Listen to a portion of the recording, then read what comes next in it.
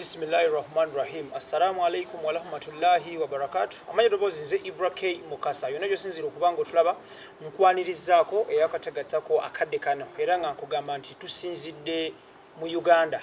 This time round tetujja kwogera wawe tuli for some reasons of course, naye nga nkwetondera in advance agenda okubanga ogoberera olutambi luno oba video eno oba program eno oba emboozi eno, whatever way you want to call it. Tusinzidde mu Uganda. Let's keep it that way. Ekifo kiri anonymous, tetujja kubanga tudisclosinga we tusinzidde. For some reasons ze mujja okubanga mumanya along the way oba mu maaso eyo nga bwe tujja okubanga tutambula. Team nene nnyo, of course the usual suspects are around. Okuli Chiza Clement, Laja upon yourself, Idris Lukwago, Tone Senabulya ne Daniel Mugoya. Ye tiimu gye tutambula nayo nga kwotadde nange IBRAH Mukasa.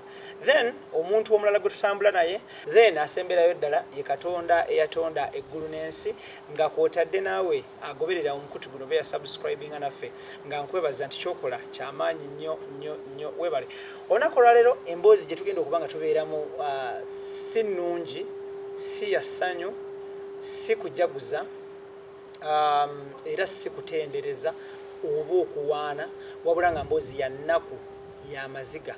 Waliwo embeera egenda mu maaso mu ggwanga Uganda era nga eno yeekuusa okutulugunya abantu. Akakiiko ka Parliament akamanyiddwa nga Human Rights Committee akatulako ba members ab'enjawulo okuli Oweekitiibwa Honorable Latif Ssebaggala n'ab'ebitiibwa balala bangi nnyo bagezezzaako nnyo okukabinga down embeera y'okutulugunya abantu mu ggwanga Uganda era nga abantu bangi bayitiddwa mu kakiiko kano. Bangi nnyo muze mubalaba, bangi nnyo muze balaba nga bayita mu kakiiko babitebye batunulire ekintu kye bayita okutulugunya eddembe ly'abantu.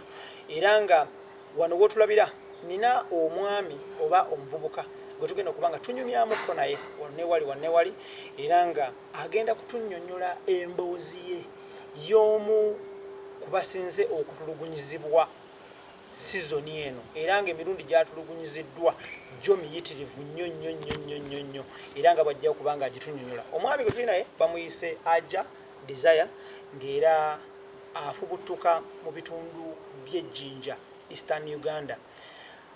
Ye mulugunya okulugunyizibwa omwami omusumba amanyiddwa nga Prophet Isanga Fred abasinga gomanyi nga Nabbi Daudi ng'era ono asumba ekkanisa emanyiddwa nga Universal Apostle Fellowship Church of Righteousness esangibwa ejjinja era nga ye headquarter ya church zino eza Universal Apostle Fellowship mpitirivu nnyo mu ggwanga Uganda, balina amatabi mangi naye nga ettabi ekkulu liri jjinja era nga lisumbibwa omwami ono Isanga Fred abasinga gomanyi nga Nabbi Daudi.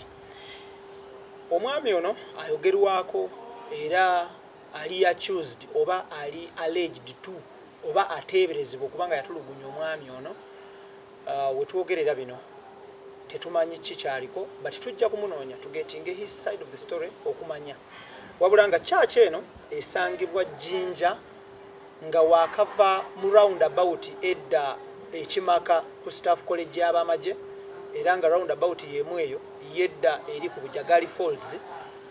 Awo we wali church eyo ngodda mu town ejjinja waliwo n'ekifo bakiyita Cool Breeze. Ekifo kino bakiyita Magwa kulira n'essomero emanyiddwa nga St. Peters. Mu bitundu awo we wali church eno eyogerwako emanyiddwa nga Universal Apostle Fellowship Church of Righteousness. Tugenda kutunulira emboozi y'omwami ono. Tulwawo nnyo okwenyigira mu mboozi bweziti olw'ensonga ezimu wano ne wali but omuntu bw'avaayo ne yeekubirira omulanga nti ntulugunyiziddwa omuntu eyeerimbise mu kabuuti oba mu kyambalo oba mu mulimu gw'obuweereza. Tuvayo ne tutunuulira ntugamba nti eyali badde aluŋŋamya oba okuteekateeka ate lwaki yeenyigira mu kikolwa ekyokutyoboola eddembe ly'obuntu. So bwe tuyingiriramu ne tufuna oludda lw'oyo abaatulugunyiziddwa tulwanirira n'okuteeka ekkomo ku mbeera y'okutulugunyizibwa n'okuyisibwa obubi because omulembe guno ogw'ekyasa ekyabirimu ekimu waliwo ebintu ebimu honestly speaking nga biri old fashioned okuggalira omuntu n'akubwa to the extent ey'okutuuka nti agongobadde atambulira ku byuma. Sijja kugenda wala nnyo, katunyumyemu ne ajja desire. Kya bugunjufu okugamba nti oli otya era nkulamusizza wadde embeera gy'olimu mbi, bati tekinzijjaako kubuuza nti oli otya era owulira otya. Siri bulungi. Ojja kukangula ku ddoboozi. Siri bulungi, embeera yange si nnungi era nga we mundaba nze ajja desire nga nina emyaka 22. Ndi mu kanisa eya Universal Apostles Fellowship Church of Righteousness, abasinga gye bamanyi ng'eya Noah, ng'ekulemberwa omwami Isanga Fred era abasinga gwe bamanyi nga Nabbi Daudi.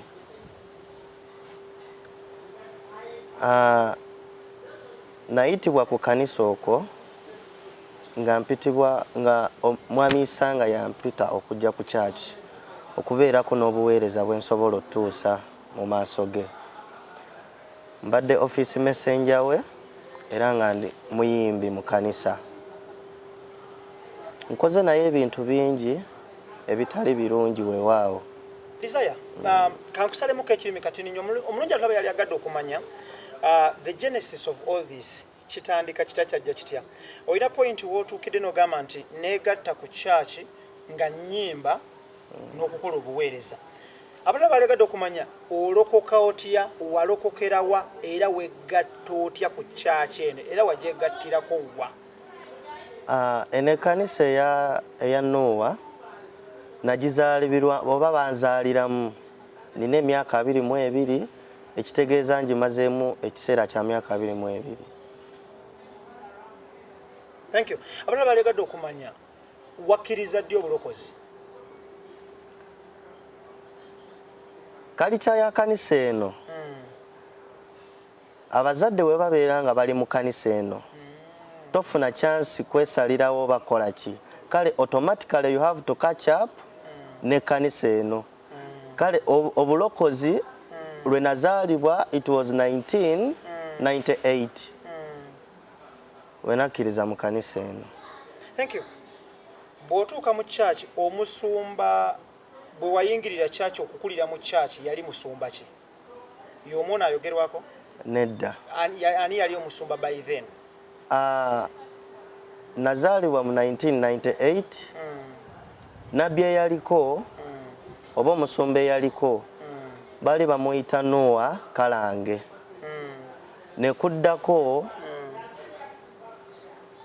Nekuddako omwami gwe bayita Mikros Mafaabi. Kati ate nekuddako omwami gwe bayita Nabbi Daudi. Isanga Fred. Thank you. Abantu baliagadde okumanya ani yakwelevating from being okuva mu church choir to become a messenger era kyatwala bbanga ki? Isanga we yampita okuva ewaka it was 2019. Nasabayo abazadde bange nzije mbeere naye ku kanisa. Of course omanyi kitegeeza okubanga oli mulokole ate nga omuntu asingayo yakuyisa okubeera naye. Nasanyuka nnyo nenzikiriza okubeera naye ku kanisa. Namalawo ebbanga ttono nangamba okubeera office messenger we muyambengako ku mirimu nenkikola nanyingiza ne kwaya kumukwaya eziri mu church omwo. Yeah. Thank you. What was too special about you?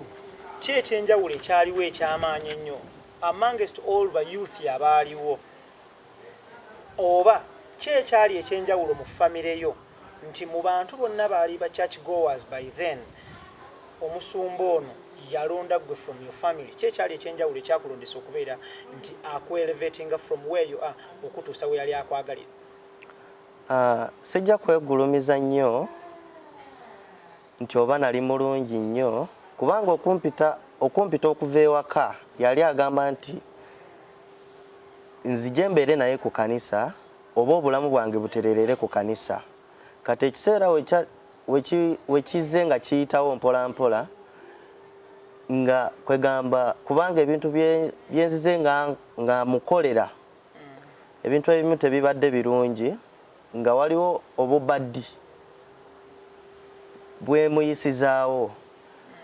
Kale sijja gamba nti oba ye yamanyi kye yandabamu naye nga okumpita ku kanisa ye mwenyini ye yangamba nzije mbeere naye. Nange simanyi nsonga oba ki ekiseera wekyajja nga kiyitawo oba wekize nga kiyitawo kwe okunyongerako obuweereza mpola mpola.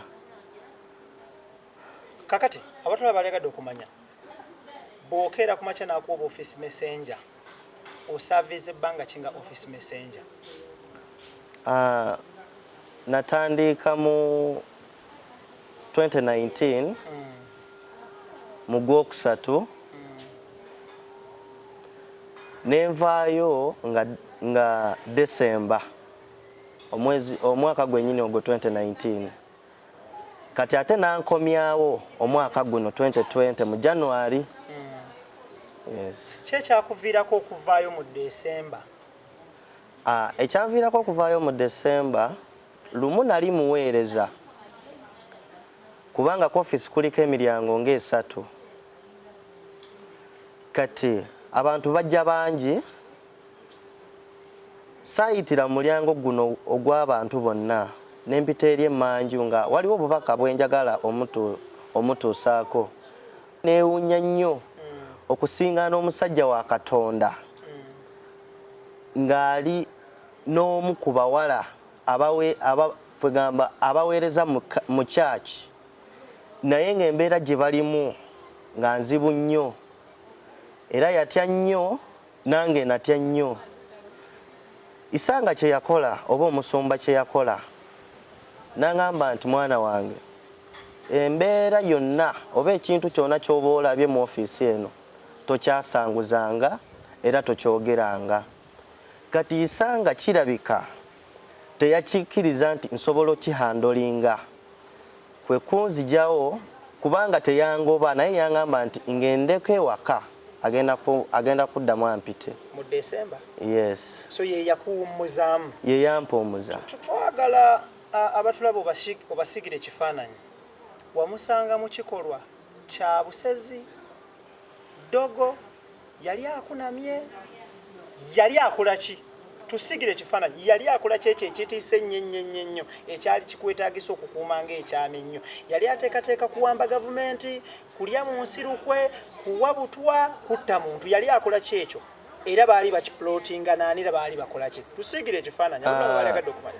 Isanga Fred oba omusumba gwe twogerako namusingaana mu office ng'alina omu ku baweereza omuwala oyo bamuyita Rita kwegamba nga ali mukwatirira amabeere yenna nga ne sikaati teriimu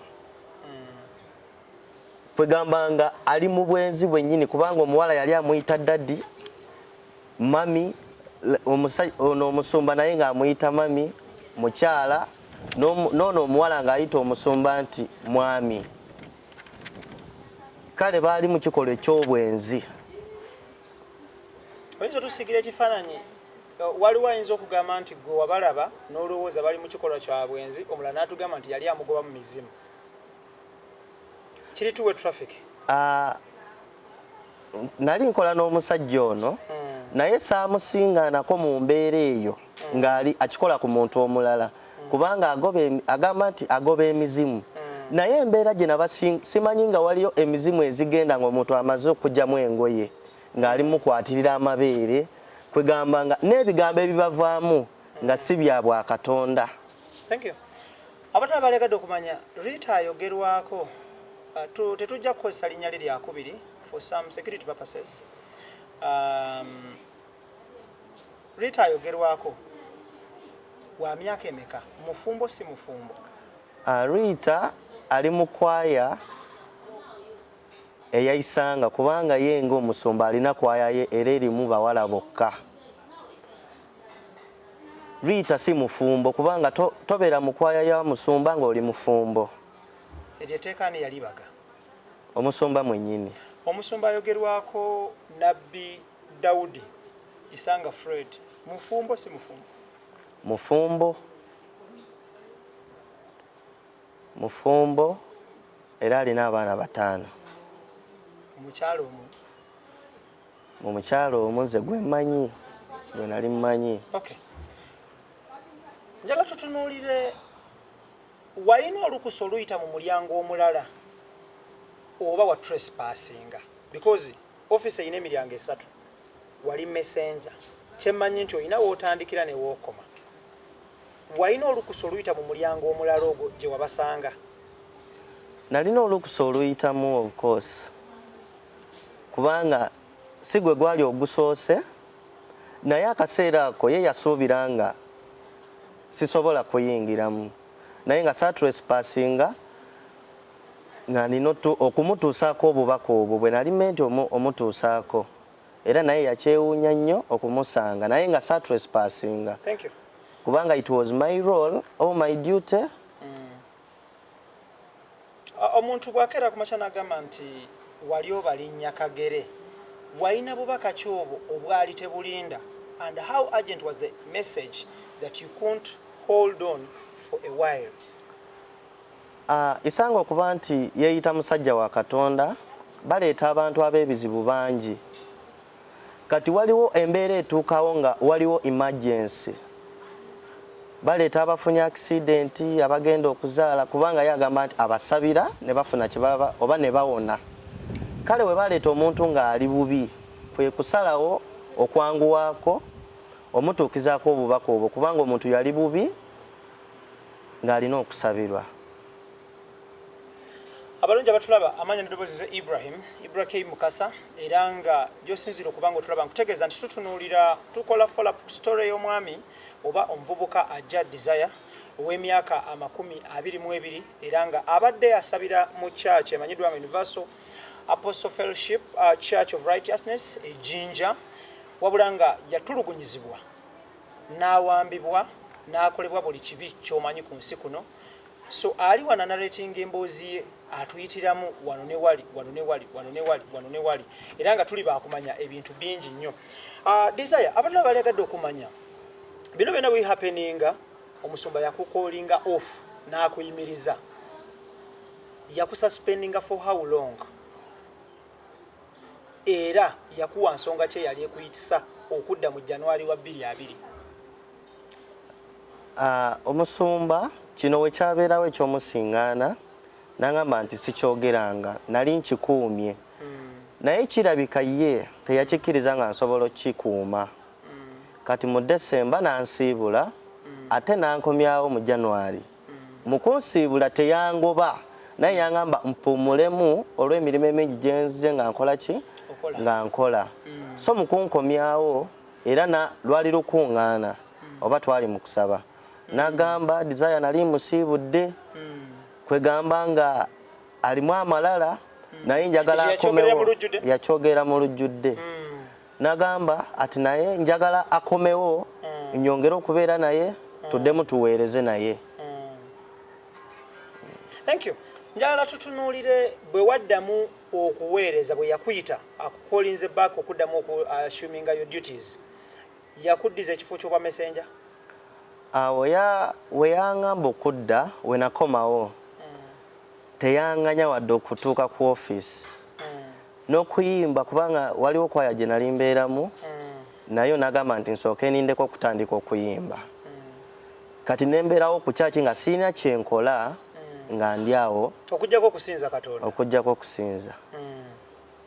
Thank you.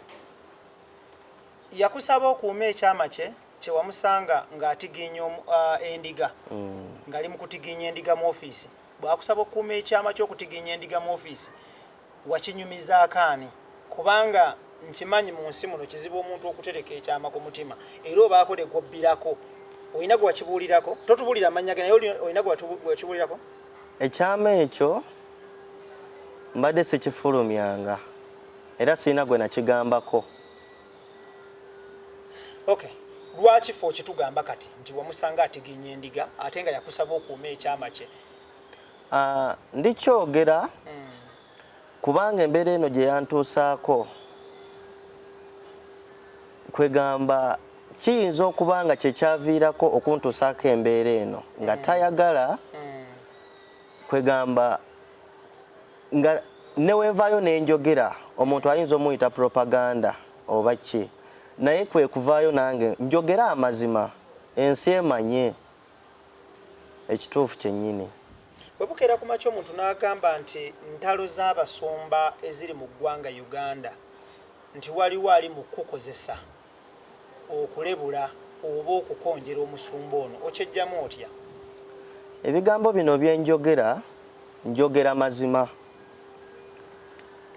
Nzize nga mpulira ebigambo okuva ku sayidi y'omusumba nga bagamba nti nze waliwo abanguze oba ndikozesebwa, naye nga we nali nga sinaba kutuusibwa mu mbeera eno, baali tebanaba kungula, kwegamba embeera eno gye natuusibwako njagala baveeyo oba omusumba ayogere amazima, okubanga okugamba nti muwaayiriza, wabanga agamba nti muwaayiriza, njagala aveeyo abuulire ensi amazima, kubanga bino byenjogera soogera nti oba banguze oba bantaddemu ki, ate nga abantu bangi abali mu kanisa eno bino ebintu babiraba, waliyo balooya, waliyo ba minisita, naye tebasobola kuvaayo gye bali. Kyakyamu erimu ne ba minisita? Mulimu minisita na miyango. Ebintu bino bikolebwa ebyokuba abantu abiraba, naye asigala nga akwekerera omusajja ono era atuula mu maaso, bakuba abantu, bambula abaana b'obuwala, bambula abalenzi, kwegamba ebintu bino byonna bikolebwa naye nga na miyango minisita atudde mu maaso. Okay, kakati abatulaba balegadde okumanya lwaki wakubwa era bakukuba ddi era bakuwamba ddi, because mu mboozi yo onnyonnyodde nti obuvune bwonna bw'otuusiddwako bwakutuusibwako omusumba ne ttiimu ye. Lwaki okubwa? Lwaki wakubwa first and foremost? Because wakuuma ekyama ky'omusajja, okibuuliddeko nze gwososo kigamba. Lwaki wakubwa before nga tonnafulumya na kyama? Ye baakukubira wa? Era bakukwata batya okukuba? Era baani abaakukuba? Era ennaku z'omwezi zaali mmeka? Twali mu kanisa nga tuli mu kusaba. Ennaku z'omwezi zaali 8 omwezi ogwokusatu. Isanga Fred omwaka guno Isanga Fred nampita mu maaso. We yampita mu maaso n'agamba lwaki mba njogera ku masimu nga ndi ku kanisa. Nali sinaba kumuddamu nankuba oluyi. Abuulira n'embooko ze. Yakuyita mu service ki? Lunch hour, eye Sunday oba fellowship? Eya Sunday. Church yonna ekubyeko? Nga church yonna ekubyeko, kubanga we are over thousands of people. Nga buli muntu waali era abantu bali mu kanisa muno abasobola okutestifying about this. We yampita n'ambuuza ati lwaki mba njogera ku masimu. Nali sinaba kumuddamu nankuba oluyi. Nenfukamira wansi n'afuna embooko ye n'atandika okunkuba embooko. Abantu ne batya nnyo ne beebuuza lwaki omusajja wa Katonda asobola okunyiiga okutuuka ku extent eno. Ate ye kye yakola n'agamba abantu, kubanga abantu baafuna okutya ne babanga abadduka, n'abagamba nsobola nti okugyayo omuntu ne musigala nga mutudde oba nga mwagala kuvaawo luno olutalo. Abantu bonna over thousands of people ne bajja ne bankuba n'enkubibwa zenna. Sinza asoose, bino ebintu babikoze ku bantu bangi, naye nze avuddeyo okweyogerako. Ne bankuba ne banyiga obusajja ne banzijamu engoye zonna. Bino byonna oli mu church mwe babikolera? Mu church. Ku katuuti omusumba w'abeera? Ku katuuti wennyini. Bakwambulira? Nga naye aparticipatinga ne mob yonna. Kubanga abakuba abasajja balina ejje. Waliwo ekibinja kye bayita nti jje. abasajja oba abavubuka abawala be babambula then abavubuka oba abawala abasajja be babambula. Tugende mpola mpola awo. Bw'oba musajja n'okola ekikolobero bakazi be bakwambula bakukuba. Yesebo. Bw'oba mukazi n'okola ekikolobero basajja be bakwambula. Yesebo. Bino byogerako biri mu Uganda. Biri mu Uganda wano wennyini era biri Busoga Jinja ne bu video buliwo bwonna bu clip bwonna webuli. Thank you. So being nti gwe Omusumba yali akuvunana kwogerera ku ssimu wakubibwa bakyala be bakwambula n'abantu bonna bamala ne beeyungako. Tugende maaso.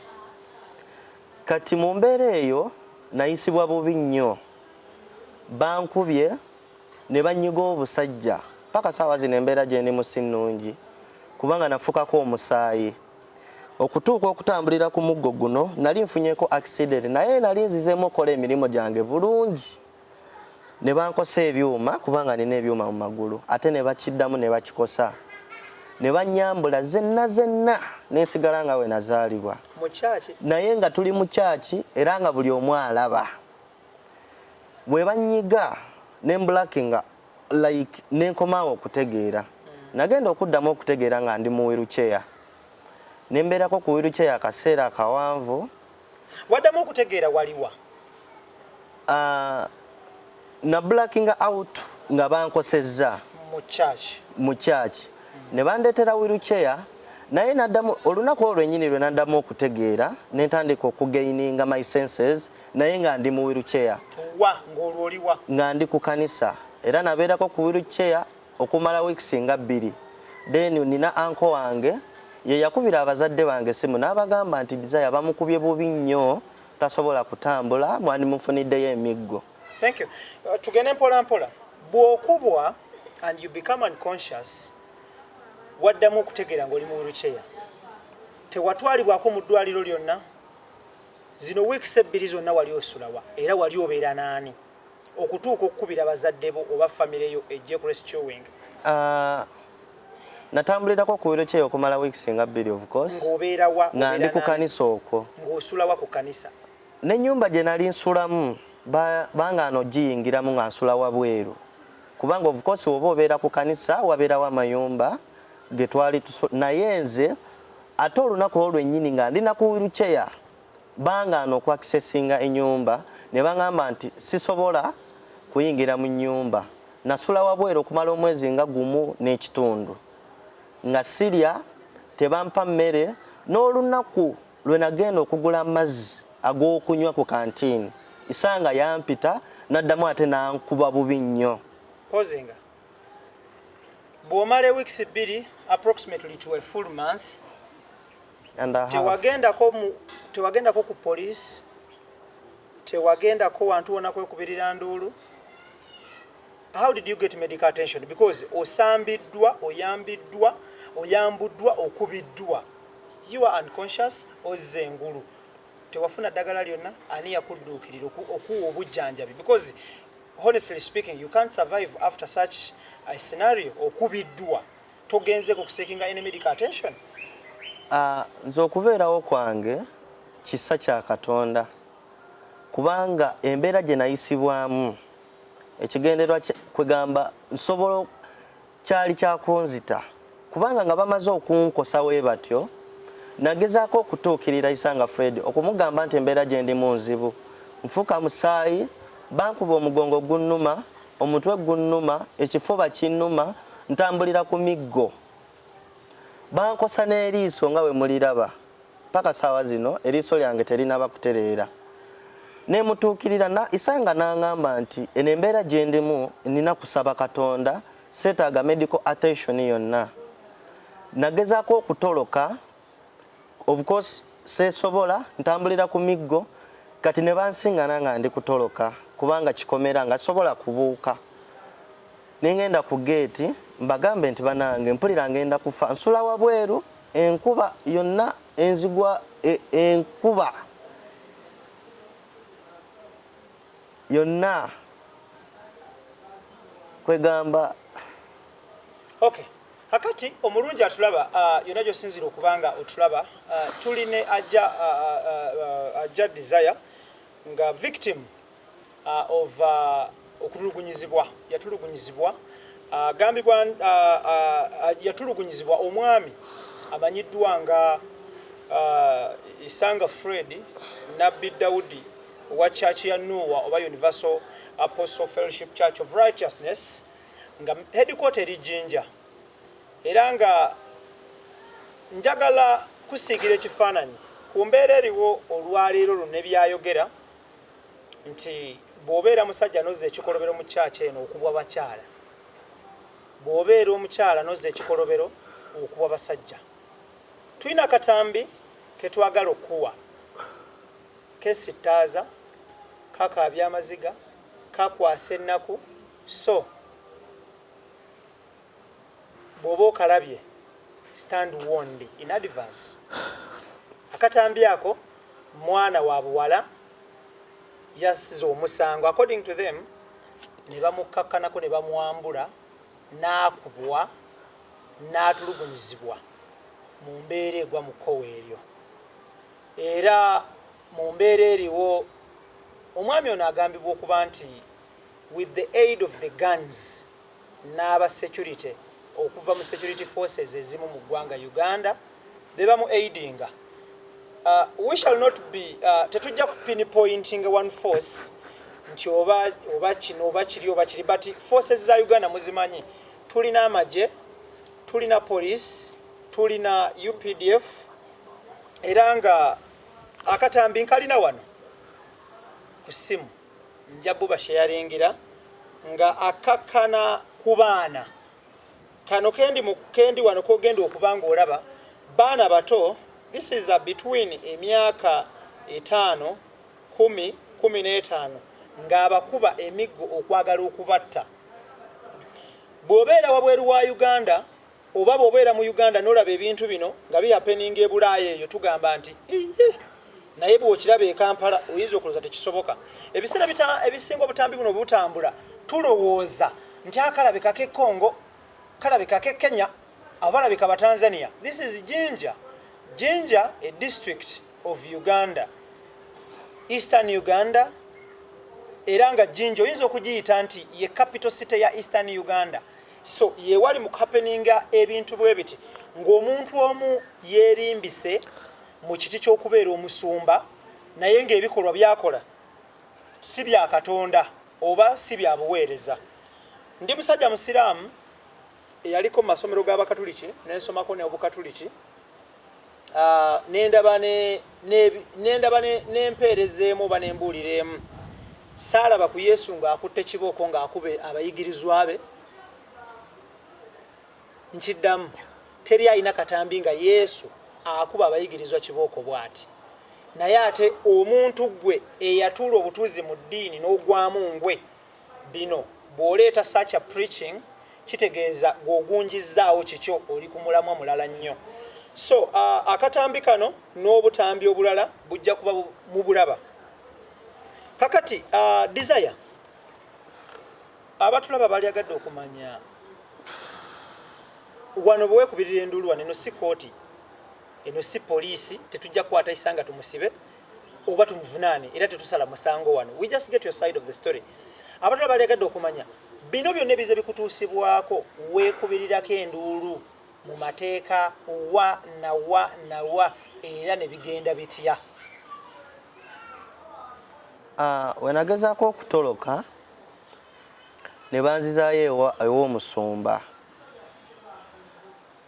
ne bamugamba Desire abadde atoloka. Omusumba n'angamba nti kengezaako okufuluma ekikomera agenda kunzita bamenya amagulu ate banzijemu n'amaaso kati nakuumibwa mu kutya okwo naye nga n'ekyokulya sifuna kyakulya. Nina anko wange bamuyita Uncle Sally Henry ye yanfunirangako ekyokulya ate naye nga akireeta mu kwegamba mu mbeera ey'okutya kubanga nga ke bamulabirako nga akindeetera naye bayinza omugoba mu kyaki. Nenwana nnyo Katonda nannyamba nensobola okutoloka okuva ku kanisa nengenda ku poliisi nentwalayo omusango. Police eya Jinja Central Police. Nentwala omusango ku Jinja Central Police. Abapoliisi bennyamira nnyo nga ndibabuulira emboozi yange ne balayira okunnyamba.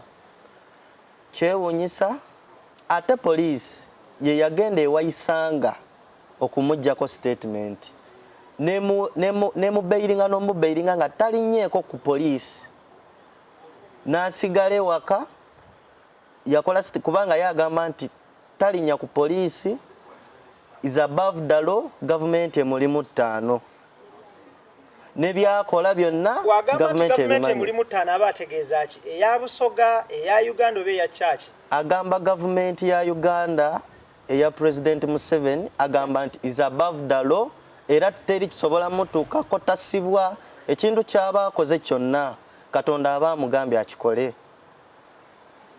Nagenda ku poliisi naisi yambiddwa batubuzaabuza myezi zino zigenda mu 3 naisi nabafuna bwenkanya batugamba file eri wa state attorney wetugenda mu kooti ebo wa state ate naye atugamba birala. Omusirikale ade ku musango gwo guno nga agu following up. Omusirikale ali ku investing oba eyakola file eno bamuyita Idiro Henry. Lwasembayo kwogera naye yagamba ki?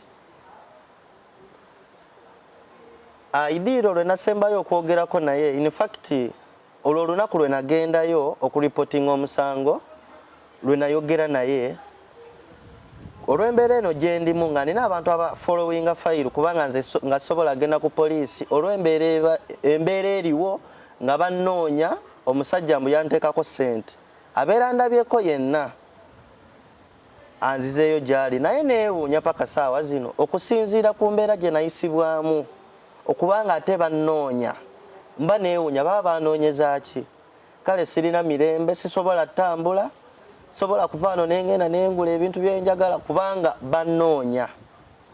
Era oyo omusirikale mwennyini ali mu musango guno Idiro Henry yatuuka n'okgenda ewaka gye banzaala ewaffe mu kyalo ekaliro n'atiisatiisa abazadde bange okubakolesa statement ate omusango guve kuyisanga ne baguteeka ku bazadde bange nti bakole statement nti be bankuba. So abazadde bwe yabagamba okukola statement nti bakubi bagikola? Idiro yesitula n'omusajja gwe bayita Musaasizi Emma mu kanisa abasinga bamuyita Kasanvu is the right hand side oba the right hand of Isanga Fred ne director ne bagenda n'ofiisi oyo Idiro ekaliro kirabika kwegamba bagenda n'empapulo wedde nga mpandiike we batuuka ne oyo Kasanvu oba Musaasizi Emma n'agamba Idiro nti be bano abazadde ba Desire abatuufu so ne babalimba nti obwedda bye boogera bye bawandiika ne bajjawo empapula zino obwedda ze bawandiika ne baleeta ziri empapula enkadde ne basayininga nga bo balowooza nti obwedda bye boogera bye bava okusayiningako naye nga ate bano bazze n'empapula olwedde empandiike zigamba nti ffe bazadde ba Desire ffe twamukuba nabbi wa Mukama takubangako Desire. Thank you. IBRAH Mukasa gemanya gangu mulungi atulaba tuline aja Desire nga wa myaka 22 era nga mutuuze w'Ejjinja badde asabira mu church ya Universal Apostle Fellowship Church of Righteousness Ejjinja esumbibwa omwami amanyiddwa nga Isanga Fred aka Nabi Daudi gwenga abadde messenger obukulembeze bwa church buno babulonda batya because tuina nina kye nawuliddeko mugongo bekiraga nti balonde ate era nawe bubadde tumenyedde amamya okuli omwami akalange okuli ne mafaabi n'abalala abazze babeerawo obukulembeze bwa church eno babulonda batya? Obukulembeze bwa church eno oba kanjogere ku nabbi nabbi abeerako ekiseera ekyo yasobola okutegeera omuntu asobola okumuddira mu bigere kubanga abantu si be bamulonda. Obukulembeze bwa kanisa eno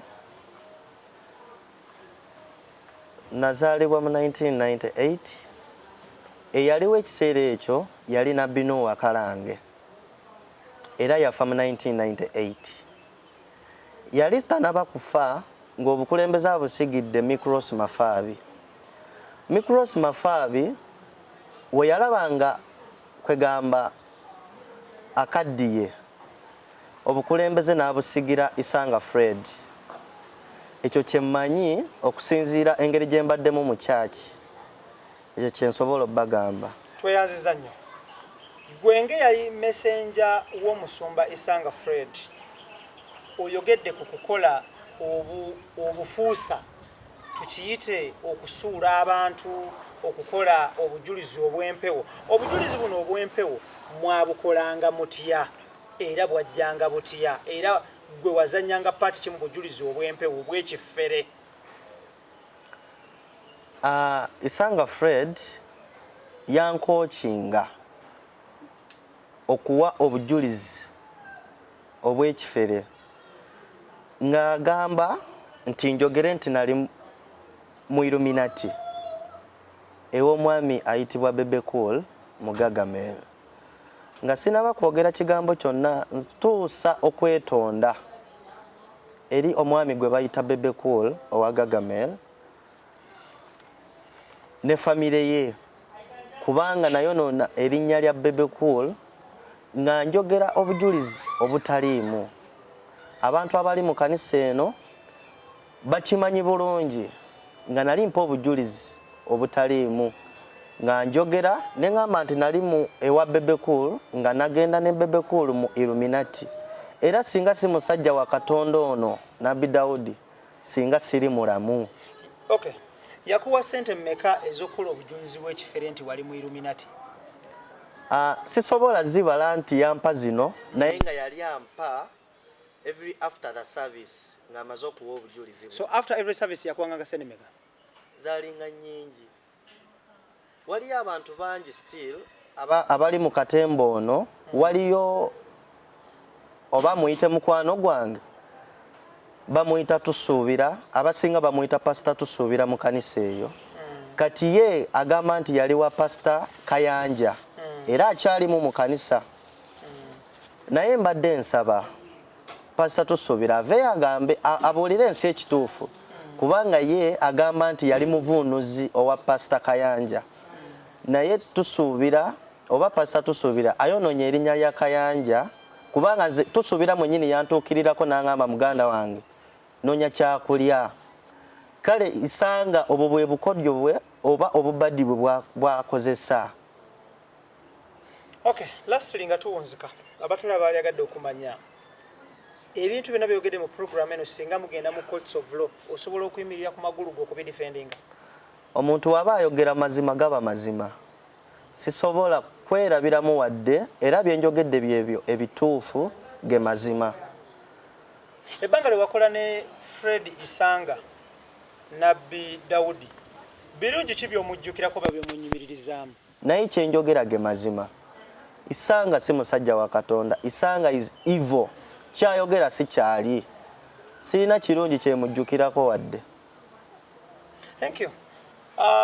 Omulungi atulaba tuli ne Desire ajja ng'era yemulugunya oba yeekubirira omulanga yatulugunyizibwa abantu yatulugunyizibwa abakyala because akalombolombo ka church yaabwe enzikiriza yaabwe eri nti bw'oba musajja n'osobya bakyala be bakukuba, bw'oba mukyala n'osobya basajja be bakukuba.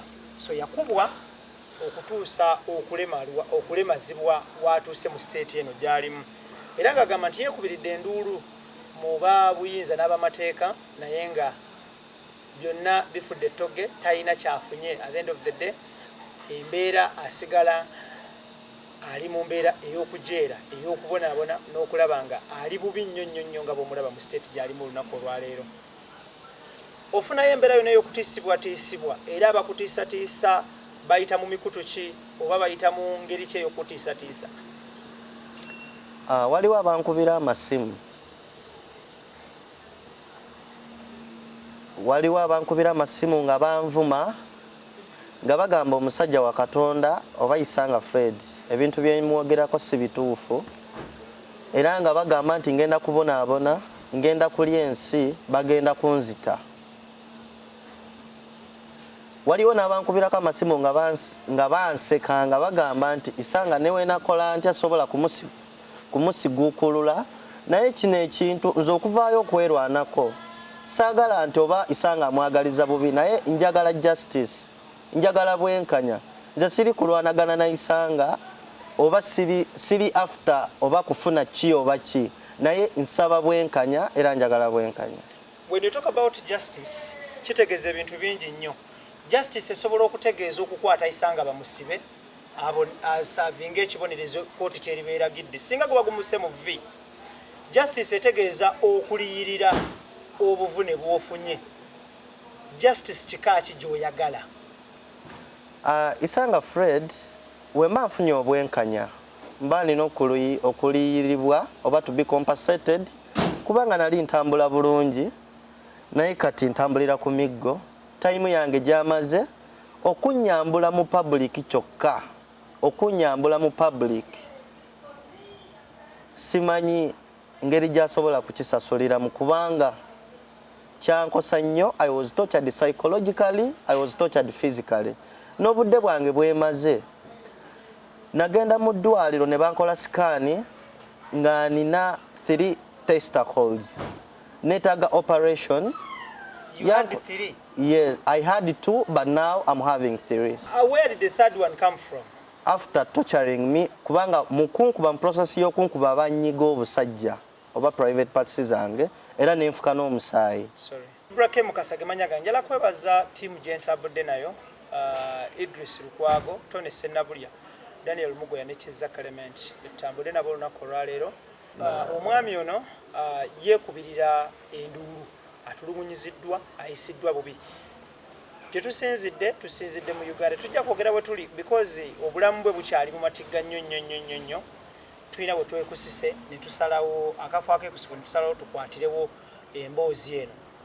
Obubaka bwe busembayo.